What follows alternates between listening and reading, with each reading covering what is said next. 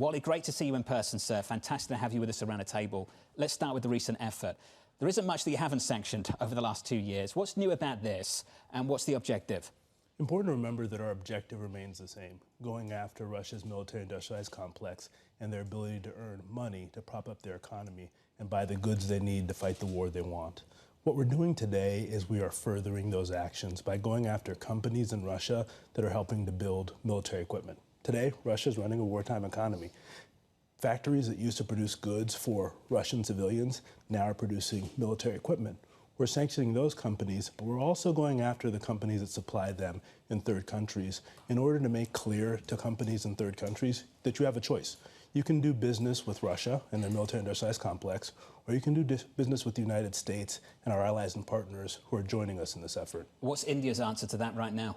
What we've seen from companies in India, but companies around the world, is that when they have a choice between being able to sell things to 50% of the global economy versus selling things to Russia's military-industrialized complex, the choice is pretty easy for them. The key thing that we're doing today is we're sanctioning a number of companies you've never heard of that Russia has set up to try and buy things from India and other countries.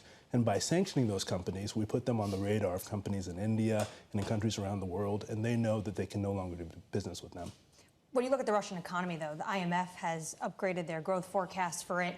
Sanctions haven't worked in the sense that the ruble has not been brought to rubble, as President Biden promised. Have sanctions worked, or they've just created new markets? So it's important for us to remember what our objectives are with sanctions.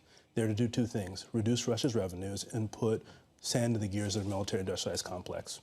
Russia's revenues from selling oil, their most important product, down 40% because of the price cap and the sanctions that we've put in place, and we've promised to do more.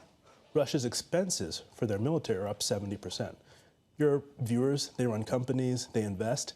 Any company where the expenses are up 70% and revenues are down 40% is not an investable economy. Russia's GDP is up, you're right, because they're spending more, but so is inflation and so are interest rates, and over time, that leads to a formula of a country getting smaller and weaker, not stronger.